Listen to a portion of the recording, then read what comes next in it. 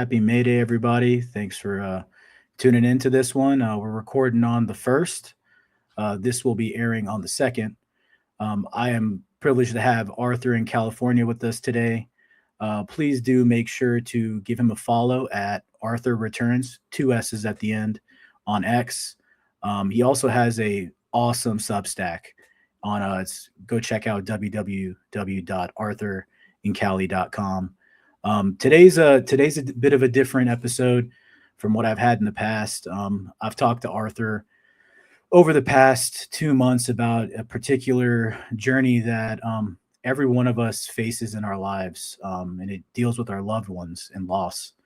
And how we get through that is different for each of us, and how we absorb it and move with it through the rest of our days is different for each of us. But I wanted to give Arthur the floor here because I find that his journey in particular, if you check out his Substack again, he documented it. It's something pretty interesting, and it moved me a bit. Arthur, good evening, sir. How's it going? Thank you for having me tonight. Absolutely, man. So thanks for joining us.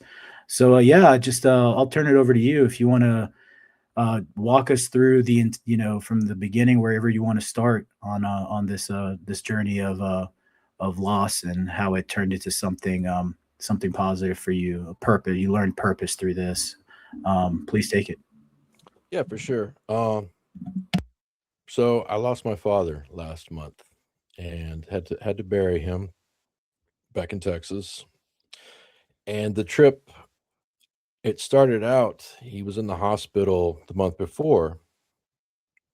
And so I drove over to help take care of him because he was pushing 90 nearly at the time, and his health hadn't been great in the last few years. So I figured, okay, get back over there, get to Texas, get him kind of tuned back up, get him out of the hospital, do some rehab, and then he can get back to his home. Because before that, he was mostly living independently. He had help from the neighbors. I had set him up with skilled nursing care. There's this wonderful program, which these people literally are angels. It was called Visiting Angels. It's from the Veterans Administration, because my father was a vet. He was an Army veteran, where they would come over weekly, just help with housework and just your kind of general things around the house. So by and large, my entire mindset was get back over there, help him out, get him back to the house. We keep moving along. And it took a big turn after I got there, because he had to get put into a rehabilitation center. And it truly felt like right at that point, he just started letting go when I got there, just going downhill.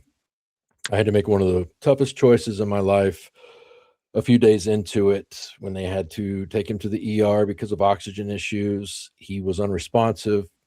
He had already started hallucinating in the room and not really eating. And the doctor comes in and essentially said, if we do this treatment to take care of this, his kidneys are going to fail probably, but he also has this going on. So if we do this, his heart is probably going to fail as well. Do you want to start discussing comfort care and hospice? And at that point, I knew that that's what needed to be done. And they had set it up years before with power of attorneys and guardianships and everything else to kind of give you that, give me those powers to do all that. But it really just hit me in that room of how much they had entrusted me to take care of these things. But something kind of, as hard as it was, it wasn't fully unexpected, obviously, because of the advanced age and the things he's been going through. But I did not expect to come out of it, while not physically better, I would say spiritually better, because of the experience. And to explain that, I have to kind of go back and give a little bit more detail about my upbringing and myself, because my father was a lot older when I came along. He was already into his early 40s, and he also worked a lot. He worked for an oil company in Alaska, which put him 2 weeks on at work, 2 weeks at the house. So it was almost kind of like having two households per se. One with me, mom, and dad, and then one with just me and mom. And so Yeah, we did the stuff growing up, of course. I mean, tons and tons of pictures of us going fishing and going out to the lake and going on family vacations and whatnot. But for the longest time, uh, and I don't say this with hyperbole, but he was kind of a bit of a more distant figure, kind of almost, like you had the man and then you kind of had the myth. Does that make sense? Like a stoic figure to you, right? With a sense of Yeah. stoicism. Yeah, exactly. He obviously he provided a wonderful home, never went hungry. There was not any there wasn't anything bad within the household per se, as some people have horror stories of their childhoods. None of that, but it was just always kind of felt like I wasn't in step with him a bit, especially as I got into my teenage years. Of course we had talks here and there and stuff, and he had his ideas for what he wanted me to do. I had my ideas for what I wanted to do. And so I'm retired military. I went directly to boot camp pretty much after high school ended. But I still, every time it came time where I could take vacations while in the military or leave, as they call it, I came home and I visited. But it's not too much of a stretch for me to say that I was always closer to my mother than I was to my father. Like, say I was overseas, say I was anywhere. If I make a phone call home, a lot of times if he answered the phone first, you know, hey, how's it going? Yeah. Oh, hold on. Your mom's right here. Hand the phone over. I talked to her. Right.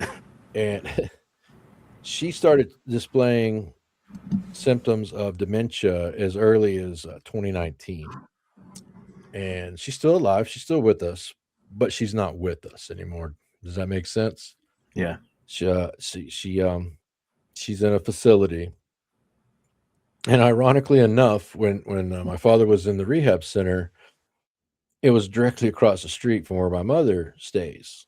So you can just imagine almost a David Lynchian surrealism to stepping out of a building, seeing your father and your mother's across the street dealing with her own thing and seeing Yeah, that's them pretty both that surreal. day. Now, though, that did turn into a bit of a blessing because towards the end, I didn't have to drive an hour to go get her to see him, but I just walked across the street and, well, wheel her across in a wheelchair so she could see him there. But that was tragic in itself because of the dementia, the mental disease.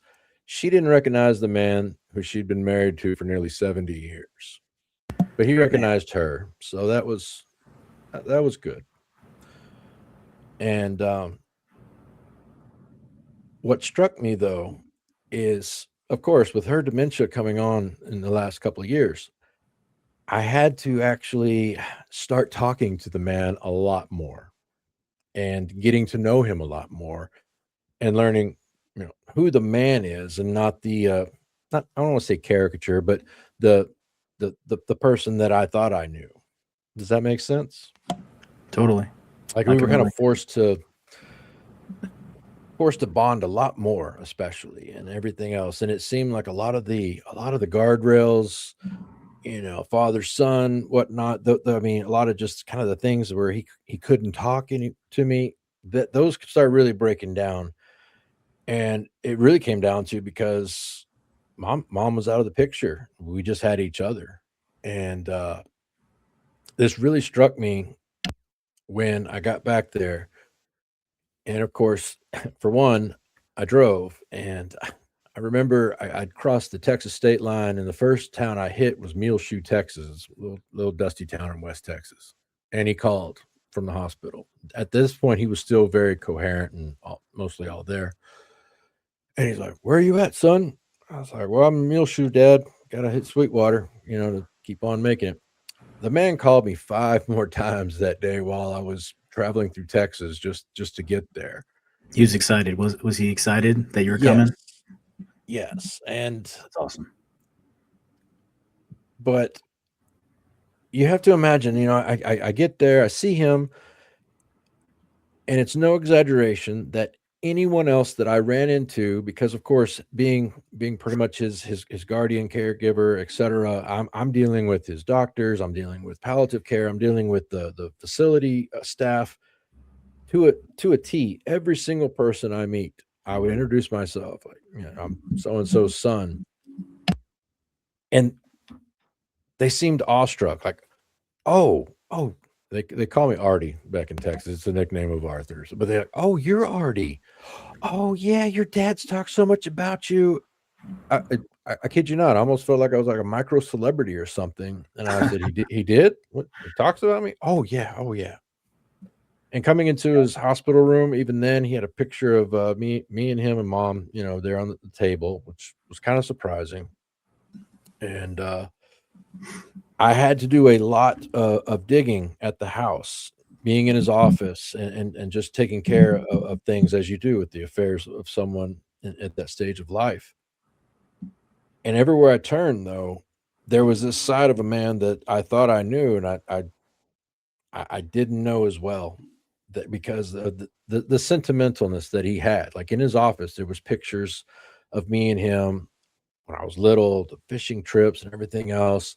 I had to get into his computer and I look and I see like one of his profile pics was of me and him from like 20 years ago. And there was those little touches all over the place. I'm going through the man's wallet doing things and I'm going, whoa, he's got a picture of me and him when I was like 5. There's a picture, a boot camp picture. And that was something that was kind of surprising because I'd seen, the the stature of the guy who I thought, well, I know he's not happy about this or that. Now, don't get me wrong. He told me a few times, obviously, in life that he was proud of me or whatnot. But there's something about where people can tell you things and you don't fully take it in. And then you see all this evidence around you of, wow, this person, he really did always, was rooting for me. And part of that article, the essay that I wrote, my father is gone.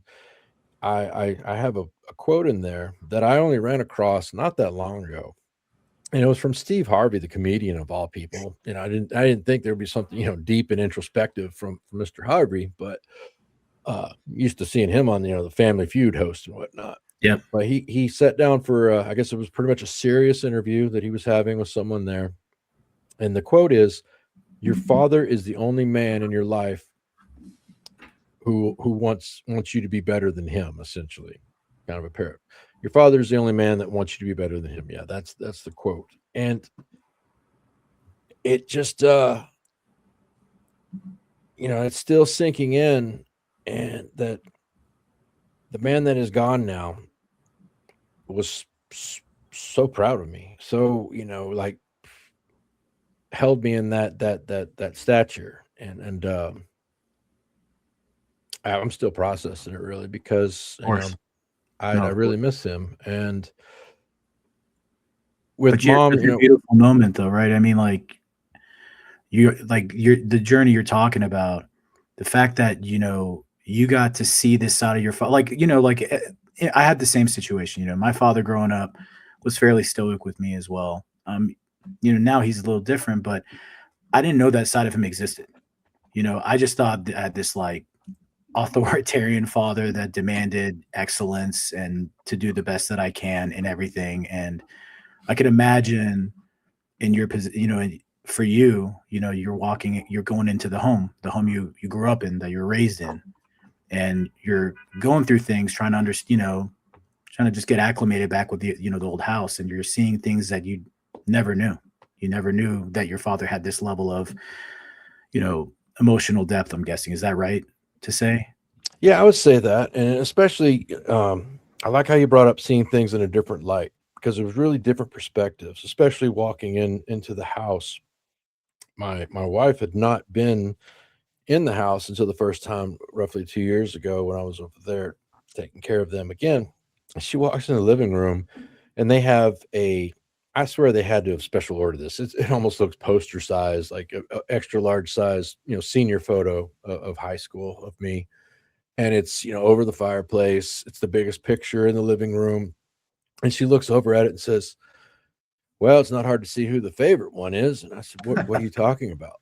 Because it had never crossed my mind. I just was like, yeah, mom and dad got a Totally. big picture of me. And she goes, well, look at the size of that picture compared to everything else. It sticks out. It's hard. You can't miss it. I said, oh, okay, well, yeah, I guess I can see that. All right.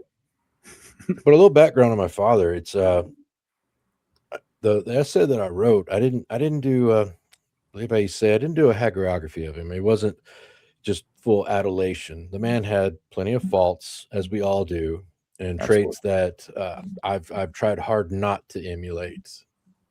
He was not perfect. No one is, but I understood his background a bit. I mean, he grew up in the shadow of the Great Depression, West Texas. His upbringing wasn't that great, but the biggest thing about the man that I take from is he was determined.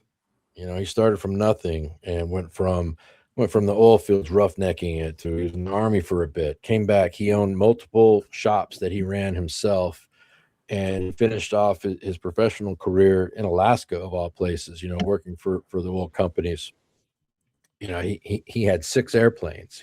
I put that in the essay, how he would tell the nurses and people about his times flying in the Alaskan bush. And I noted how, while they see, and this is not to demur anyone in the medical field, it's just facts that they see this every day. They see people at the end of their life. And so when they look to him, I kind of imagine they see another, frail, nearly 90-year-old person heading towards the end of their journey, but they don't see the guy that, was in West Texas, grew up there, was flying planes and having such a, fullness of life and doing all these things and stuff. I mean, that you just can't see that, and because we are essentially just reduced at the end of our lives to hopefully, passing away in our sleep or whatnot. But it's where everybody ends up.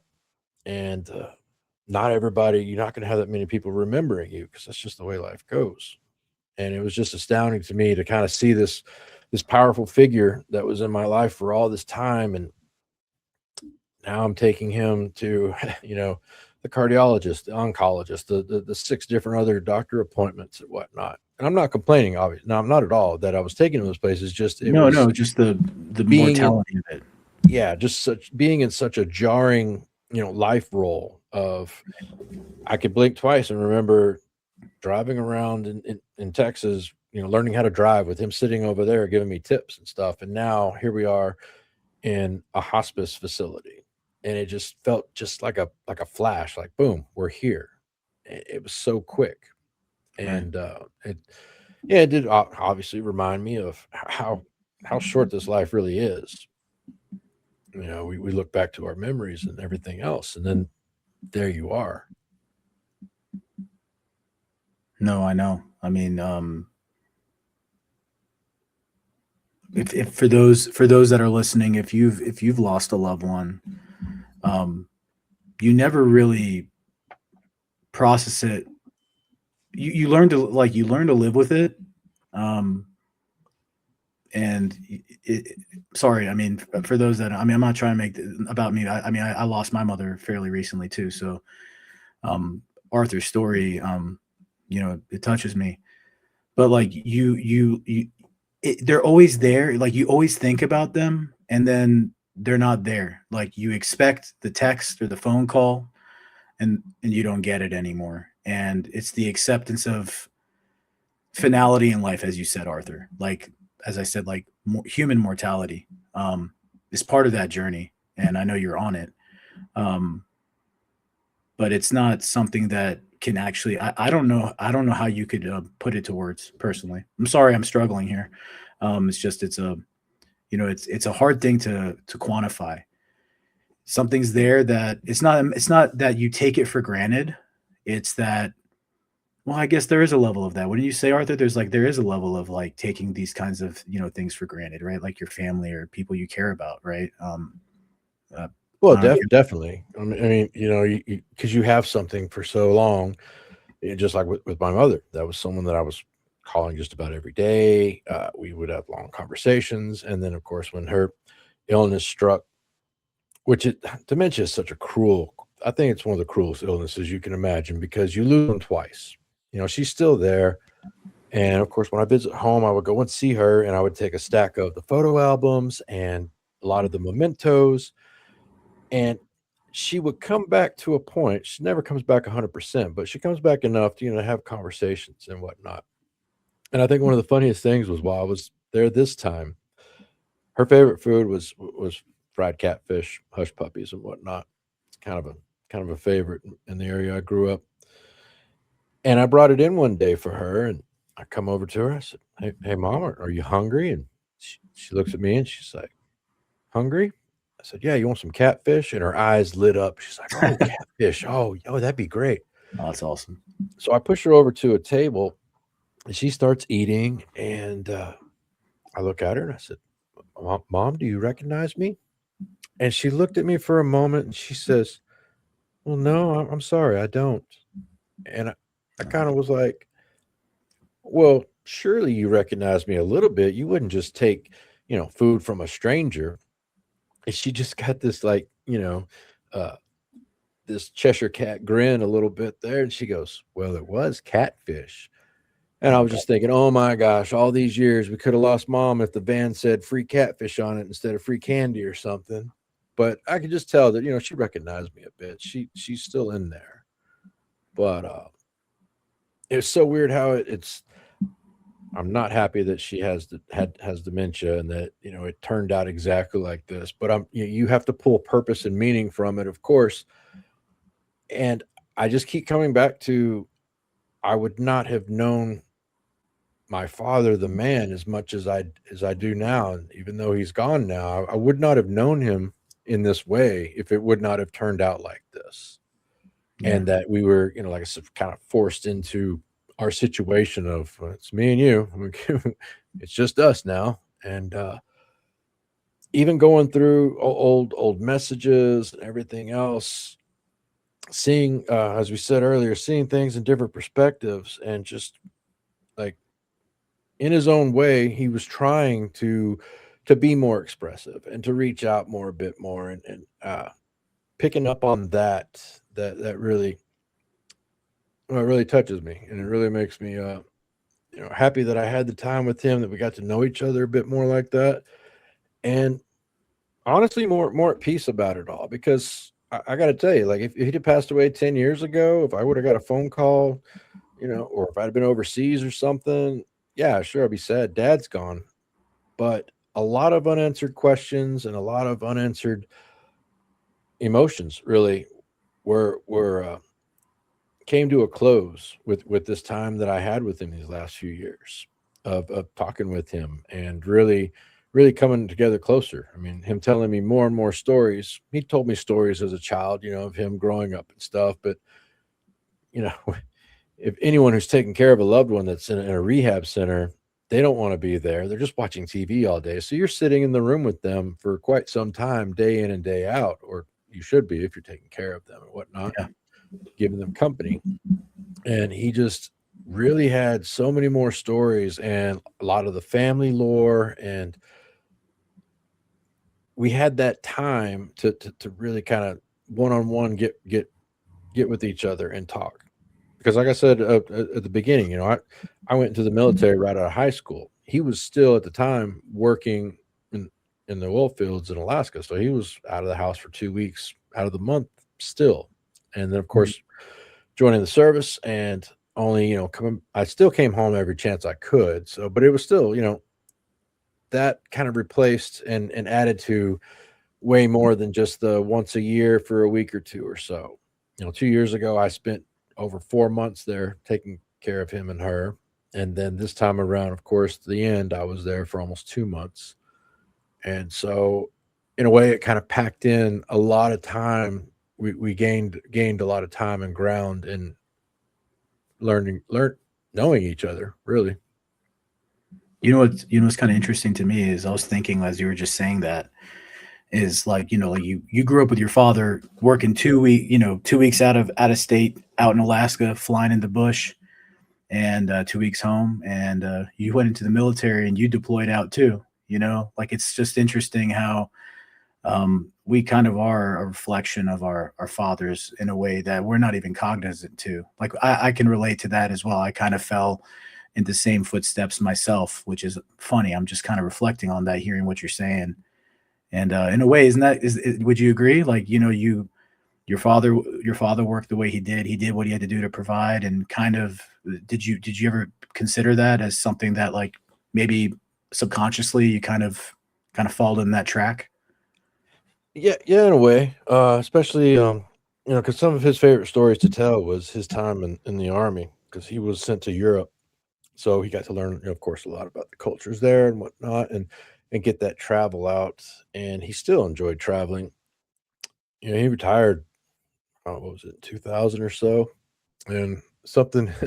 I used to call home and, of course, get a hold of mom and like, hey, where's dad at? What's he up to? Oh, he's out in West Texas. They're having a class reunion, class of whatever, 58 or who knows what, years and years ago. So he's Yeah. out there, and he spent a lot of time doing that. And he did a lot of volunteer work as well, and talking with his some of his friends there, and them kind of giving me more information about him and stuff. Just saw kind of a whole different side of him, really. And the charity work and other things that he did that he didn't talk about. It just wasn't just it was just what he did, pretty much. And so to learn that was kind of interesting. That's And cool. So you like know, when you got to, when you went back and you got to, you're with your father, um, you know, when he was able to speak, right? If I could say, did he share a lot with you? Did he tell you about like anything about when you were younger? That anything that you reflected on, like things that maybe you didn't know, like on an emotional level? Because dealing, with a father that was portrayed himself as and was, stoic and maybe seemed guarded. Did he show any vulnerability to you? I mean, yeah, especially at the end. I mean, he would freely talk about stuff because he was borderline needing dialysis for his kidneys. They were pretty much on their last legs at that time. And I remember him opening up to me one time, and he said about he wasn't thinking about doing the dialysis. And he's like, and I asked the doctor, how's it feel to go out like that if I don't do it? And at that advanced age, honestly, there really wasn't a chance for him to do dialysis. He couldn't have stood up to it. That's hard on people half his age. It's very, very tasking on the body. But Okay. he's telling me how he he's relating a story where he's asking the doctor, "How does it feel to die from kidney failure?" And then he told me how the doctor told him, said, "Well, you get more and more tired, you sleep more and more, and just one day you don't wake up from it." And dad was like, "So it didn't really hurt?" He goes, "No, it didn't really hurt at all. Not too bad." And my father was asking me, he's like, "Do you think God would be mad if I didn't do dialysis and if I passed away that way?" And I said, "Well, Dad, he doesn't talk to me directly like that, but I think he'd be a bit understanding, especially on this, because I have my own personal reflection on how I believe that technology and what we can do is at a certain level, but what we should do is at a totally different level, a couple of rings below." And that that was kind of brought into clarity for me. The team of doctors, when they came in, the first doctor says, I see that he's a DNR, do not resuscitate. I'm glad to see that. And for most people, they might be shocked that, somebody would tell you, I'm glad that your family member is a do not resuscitate, but I understood entirely.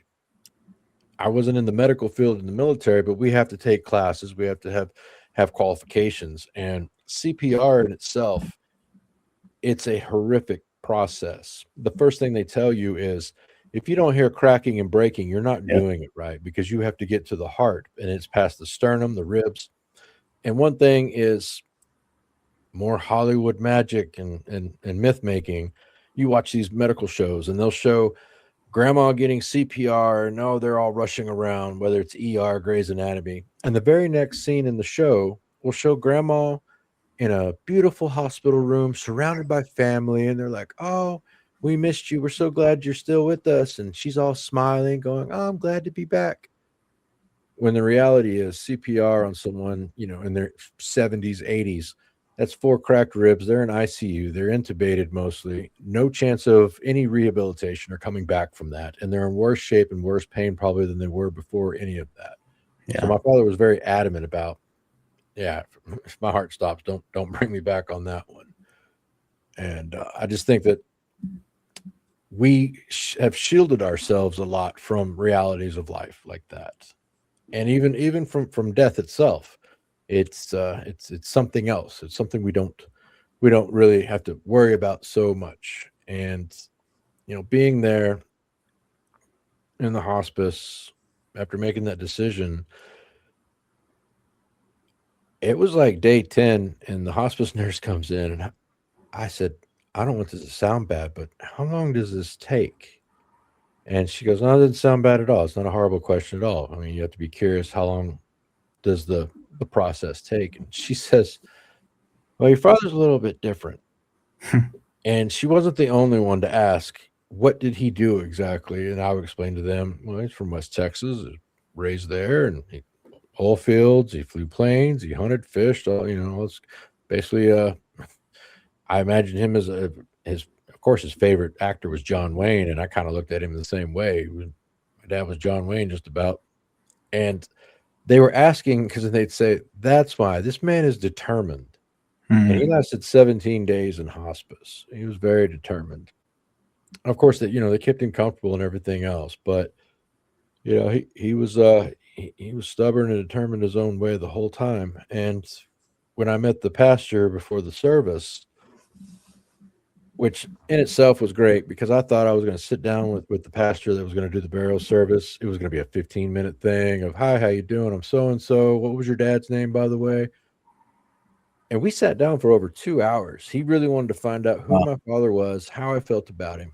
And he did have one question that I remember specifically. He's like, what word comes to mind that best describes your father? And for me, it was determined, because the man was determined to make something of himself. He was determined to do and accomplish the goals that he wanted to accomplish. And looking back on how at times in my life where I thought, well, he's not happy with this, I now see that he never wanted me to be satisfied with things, especially in the military, promotions and accomplishments and whatnot. I look back now and I see that I took it the wrong way at times when he would ask the questions, okay, what next? What are you going for next? And I would feel, why can't this man just be happy with what I just did? Is he not happy that I accomplished this? And multiple times, for a while there. And now I see that he wanted me to never be satisfied with where I was at in life, never to be, don't settle for things. And that trait is definitely been ingrained in me, to be determined. Wherever I've gone, if I'm starting on, step 2, I want to be on step 5, and I'll work until step 5 gets there. And that feeling of determination, that's something I've tried to instill into my own children. Don't be happy with what you have. Look at the next thing. And it's not about chasing status or oh, you got to try to be a millionaire, but it's more about just be the best you can be. About And character. and that's what I really took from what he really pushed me on. Even though I of course made some decisions that he didn't want me to make, it was always out coming from a place of, I think you can do better than that. You should do better than that. I mean, I hope I don't go too far in saying this, but I mean, I think it's pretty incredible you got to even have this experience. You know, not that, death, you don't know when it's coming, right? I don't think anyone can claim that they do. But to be able to have such a determined father for you to spend those days with him it's remarkable, man. And being able to go back home. I mean, I saw some of the pictures, like your old town, looking at the old barbecue spot. And I could imagine for you, like, it's more than just the experience, right? When we're talking about this loss, right, Arthur? It's not, it ends up kind of like blowing out where you're there focused on the one thing, which is obviously what was happening with your father. But then you end up having the experience of going to the home, spending time with your mother, visiting your hometown, right?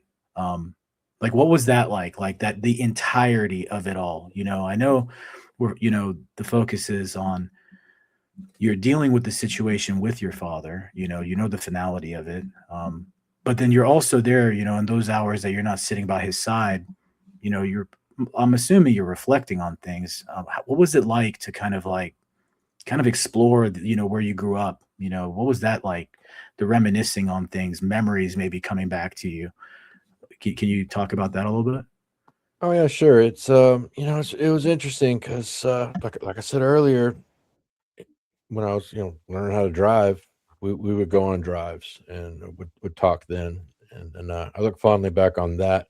And so to go down some of the same roads that we took years and years ago, and just to kind of have those memories come back. Uh, to go out to, of course, I drove out to the lake that we used to go out constantly all summer long. We always had a boat. We always were going on trips out there and stuff, and just to go to the kind of the old haunts, but the same places that me and my dad went to, but just to be in this different, this different space and time with everything kind of changed. It was surreal. I mean, that's the best way to put it. And what was really interesting is when I got back there, like I said, the game plan was okay, get him out of the hospital because he'd been in there for like 17, 18 days. They'd done some procedures, but we were going to get him to the hospital, get him to the rehab, get him back to the house. And after having to make that decision on hospice, coming back to the house, because of course I've been staying at the house the whole time, that really brought in a finality of this house is truly empty. He's not coming back home. And that was pretty heavy for a moment there to Yeah, sit in a house with the memories, looking in the kitchen and seeing the table where I used to sit there with mom and have some coffee or whatever. The living room, there's the seat where dad's all, where he sat to watch TV and stuff. And mind you, I had just gone and visited him in this last December. And so for everything to happen so quickly and to change so quickly like that, it was a bit of a kind of a whiplash there. And having that big home with the memories there, having the region itself just full of memories and kind of reliving it, reminiscing it, it was it was kind of hard to take if you for a day here and there, especially. I sure. mean, of course, going to restaurants that we had all sat down at because a lot of places are obviously still there, and going and sitting down there and taking my family to go eat at places and tell them like, yeah, your grandma, she probably ate about 14 catfish one day here. Couldn't believe it, and just little funny stories like that, memories. I I am moving back to the region next year, and that's going to be an interesting experience. Well, it's going to be a huge life change as well from Sure. California back home, but it's just going to be amazing to be back, but home, but not home. I mean, I know the old cliche, you can never go home again, but there's a truism to that because it is home, but it's still different because when you leave a place, even though I visited numerous times over the years, going back and living there now, it's going to be entirely different, and it'll still be where I make new memories, of course, with my family and whatnot. But there's always going to be that kind of that empty spot there because it is different. See, because that cemetery where he was buried, I call it the family cemetery. It's not. There's plenty of other people in there, but it has the most family of from the last 40, 50 years or so for my family in there. And there's just an entire row of ancestors there in the ground. And just after the service, looking on and remembering that I'd gone to so many of those funerals, and now I'm here for my dad, and Yeah, knowing the reality that eventually I'll be here for mom as well. That's going to be another hurdle, another life hurdle stuff. of course. Because yeah, everyone loses people and stuff, but it's like, well, this was the first time I lost my dad, so this is new to me. Exactly. And just one little complaint on this, and this is just kind of just like within the topic, but kind of off topic. Sure. I could not believe how many institutions and businesses and places that I would go to start settling affairs. I couldn't believe how it felt almost as if these I was the first person on earth to have to go through this stuff. It was It was astounding, like going to the bank and going in there with all of the legal paperwork that I needed to do stuff, and them throwing their hands up almost like, "Well, okay, well, let me talk to so and so about this Yeah. process and that." I'm going, "You should have, it's not a small town, not that small. You should have a, I don't know, a dozen people a week coming in for this kind of thing. Where's your process? What's the procedure for this? Here's my paperwork."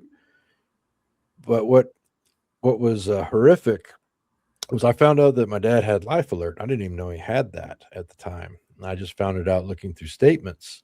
And obviously, he doesn't need that anymore. So I call and they asked me to send in a memo from hospice, which I did, emailed that to them. And dad passed away 3 days after that. And I kid you not, 20 minutes after he passed, I got a call from Life Alert asking if, on his phone, asking if he would like to reconsider resubscribing. Good Lord. And I said, well, no, he died 20 minutes ago. Of course, he's not going to resubscribe. That's why I called and canceled it. That's why I sent in the hospice showing he was terminal. And, to the credit, the guy calling from the company, he didn't have the notes. He's like, "Oh, I'm so sorry. I'm so sorry. Thank you. Have a great day." The coldness of it, though. But then it happened again when I was 10 minutes away from the cemetery for the burial service. They called again to see if he wanted to reconsider. I'm going, he's dead. I'm You heading serious? to his funeral right now. You Yes. got 2 calls? 2 calls. I said, he's dead. He's getting put in the ground today. Like, stop calling. You're not getting your $109 a month or whatever. And that just struck me as ghoulish. Like Yeah. it's It's sick. 2026. I emailed this stuff in. You can't put a note on the account. Don't call this one back. This one's not going to be a paying customer anymore.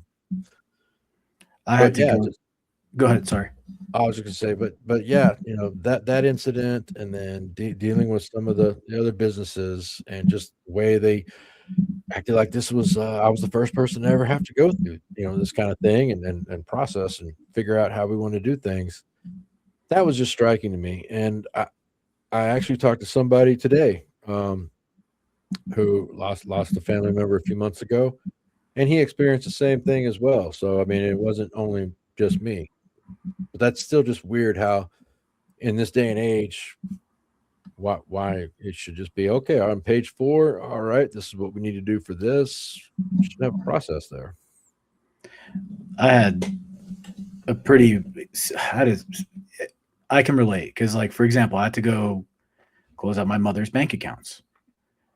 Man, the amount of red tape I had to go through, like, I absolutely raised hell. I got loud. I mean, I was grieving. This is like I got a phone call in the middle of the night, flew from Colorado back to Atlanta, and I was just dealing with it.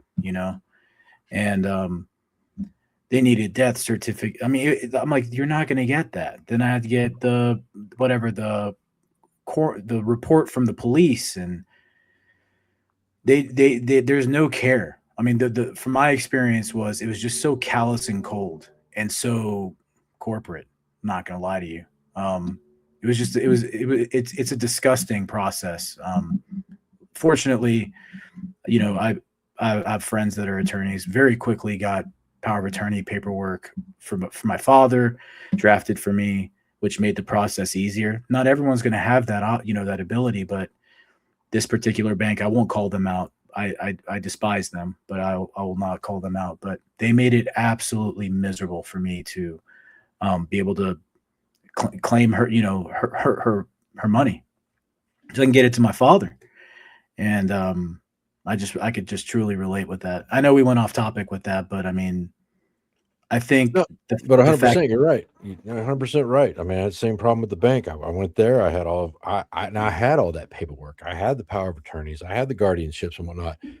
And I only find out when I go up there to get a cashier's check for the funeral home, and the guy says, "Can you go sit in the lobby? Hold on." And he goes to the back. And you know me, I'm thinking, well, maybe the cashier check machine's in the back or something.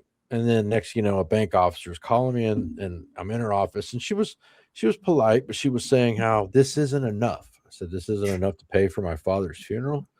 no, you need to get this letter from this, and you've got to climb up the mountain. It almost felt like a side quest from an RPG, like a Yeah. role playing game. You got to climb up to the mountain and talk to the one eyed wizard, get his staff, and take it underneath the bridge. Go by the troll and go see the magical witch in the forest.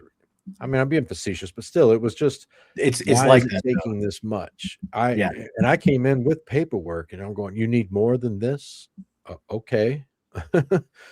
So, and with timelines and whatnot, then people not doing their job or not doing it fast enough, not understanding the urgency of situations. And maybe it's just my mentality, coming from the military background of having operations and missions and things that have to get done, and can't just be like, well, do you need it today? I can get it to you tomorrow. And yeah, I do need it today, if at all possible. That's what I actually need right now. And It's it's not not just like you, I'm, man. It's for everybody. yeah, It's like this, unfortunately, you know. exactly. And But yeah, back on topic, it was it was very cathartic, and well, really therapeutic, the kind of the way it went. Like I said, I'm still processing and whatnot, but to kind of fully understand and know in my heart how he felt about me, how proud he was of me, that's priceless, really. Because we all die, but uh, having those questions answered, and kind of really seeing a whole different side of him that I'd only maybe seen a glimpse here and there throughout my life, and then just to kind of be surrounded by it. Like I said, going into his office to work on whatever issue came up next, financially or whatnot, looking at his records, and then just looking up in his office and seeing pictures of me and him, and me, him, and mom, and just all over the place in his wallet, and just how people opened up, like, how, oh my gosh, you're so and so's son. Yeah, we've heard all about you, and yeah, he really does. He really missed you, and it's like, that's the wow. surreal part, right? Is like that like level of love for him and then for you, and that you get. I mean, I'm sure you encountered that too, right? It's like it's weird, right? Like all of a sudden, there's all this memory sharing and appreciation and care that's given and honoring that's provided by those that surrounded your father or anyone's loved one. If they're, not for everyone, but those that may be fortunate enough to have that's an absolutely surreal experience, and it's pretty. It's to me, it's kind of beautiful. It helps too. I don't know if it did for you, but and you can maybe comment on that. But like in my case, it was helpful, like to see that amount of like support and friendship, family, exposure to that. Like you're like, wow, I didn't like because you're in it, right? You're in it, right, Arthur? You're not like fully like even like conscious, like when you're kind of going through the finality of it, when it's coming to the point where, in the case of your father, you're burying your father. Um, Seeing everyone come together in honor of the man, I can imagine that was like bittersweet, but obviously was it not, maybe not obviously, but was it something like that gave you like some, I don't know, like made you feel good, made you feel warm at all? It really gave me a lot of closure, I would say. A lot of closure for the ending of his life, and moving forward from that. And I think that was probably the greatest gift out of the entire experience that we all have to go through, was that total closure. The most of the questions were answered. I mean, pretty much all the important ones for me, as regarding my relationship with my dad and everything else, that knowing how he really felt. And like I said earlier, yeah, he said he was proud of me before and stuff and everything else. It wasn't, I don't want it to make it sound like it was some huge revelation, like, oh man, I thought this guy hated me. I know he didn't hate No, me or yeah, nothing of like course. that. It wasn't like that, but it was just Yeah. more of the closure and the finality, and getting, like I said, getting to know the man, and getting to kind of really understand him a lot more as a person. And yes, we still were within our designated roles, father and son, but still being able to kind of, I don't want to say, break those walls between us on that, but that's the best way I can describe it. Of Sure. just, he he saw the end, and he just wasn't holding back as much anymore and stuff. And just for him to saying how you're probably the best kid could have had, and just a lot of the things that he just didn't open up about for most of my life, and just really kind of like he saw it, he knew it.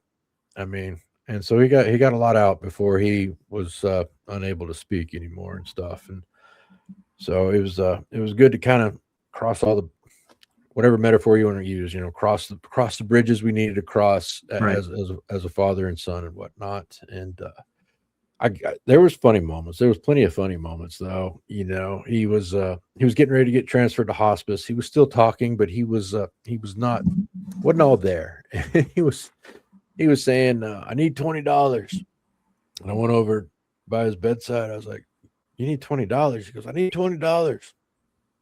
I pulled $20 out of my wallet. I said, "What do you need it for?" And he says, "I need a new pair of boots." I said, "Dad, new pair of boots, a good pair is going to cost about $200, about 10 times this." And he just sat there for a minute. He goes, "Well, never mind. I'll just go barefoot." And then he fell back asleep. And I had a little fun with it one time, but while we were still waiting for his transfer, and he was still talking, he said, "You took all my money." And I said, "What?" He said, "You took all my money." And I had a whole folder full of all the paperwork that I had to drag around everywhere and stuff. So I had fun with it. I went over there and I showed him. I said, "Well, look, you signed it all over." "Oh, that's right. Okay, love you." And he fell back asleep again. I was like, That's oh my awesome. gosh. But just as you pointed out, all the running around, and you're so focused on getting things done that you really have to get out of those moments, get out of that experience to really kind of start reflecting on it. Because Yeah. when he was in hospice, I was getting there in the mornings, probably about, I don't know, 8 o'clock in the morning, stay there till about lunchtime, go get something to eat, come back in the afternoon for a little bit with him. And then they told me when he wakes up, he's really confused. And I said, "What time's he waking up?" They said around 6. So I started coming in at 5:30. So the first thing he would see was me when he would wake up. And he was a lot more calm then after that. But yeah, the rest of the time, the rest of the days, I'm going to the funeral home. I'm going to the bank. I'm running around, working all these other angles that have to get done. And, sitting back now, looking at it and going, "Well, that was an experience," Yeah. and just kind of still processing things and stuff. 100%, man. I mean, and then you gain purpose from it, right? You've learned lessons through the experience that you build off of. I mean, we learn to the final day, in my opinion. I feel like we think that's the ultimate lesson is facing death, dealing with death even for yourself, whether you're prepared for it or not. Um, I think the biggest lesson, before I forget, the biggest lesson I took out of all of it is, and we hear this all the time. We've been told plenty of times, let people know how you feel about them. And that one thing that I took, I mean, I'm so thankful that I had the closure, and I know exactly how my dad felt about me and all that. It made me within my own life here, that I'm quick to tell people that are close to me how I feel about them, or how proud I am, or how much I care about them. And just to be mindful that, this is life is a ride, and we all got to get off sooner or later, and we don't know when. And so I would hate for the ones closest to me within my own family that I've created to have questions. I don't want them to have any questions, "Well, so and so, do you think Dad thought this?" Like, no, I'm going to tell you how I think about it, and how I feel. And I know it sounds cheesy, because we all say, no, "Hey, it's let not. people know how you feel," but you got to practice it, put it into practice. And my purpose, one thing I drew from that was, of course, highlight and emphasize the great traits that he had that I always looked up to, but also remember the traits that I didn't wish that he had, and I try not to emulate those as well. Like, catch myself before being, a little too critical about something that's not that important. And we're not perfect. I still do it, and Sure. I've got good people close to me who remind me like, hey, that wasn't that great. You're going, you're right.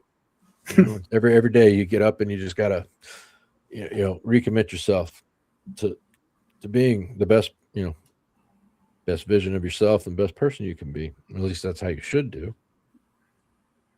100%, man. I agree. Arthur, thank you for sharing, man.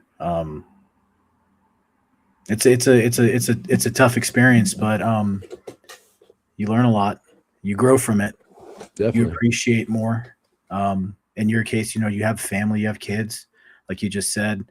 You learn lessons and purpose of the the good and the bad, and how to apply it with like it more engraved into your heart, to better yourself. And like you said, that Steve Harvey quote of essentially the father wants the son to be better than themselves. I'm paraphrasing, but what a lesson to learn, and to be able to apply going forward, and what a gift as well, I would say. 100%. Arthur, thank you. Appreciate your time. Thanks for sharing. Everybody, you got to go follow this guy at Arthur Returns, 2 S's on X. Please check out his Substack at www.ArthurinCali.com. And in the description, I'm actually going to put the link to the article that Arthur wrote about his experience, that he just walked us through. So definitely go check out that article.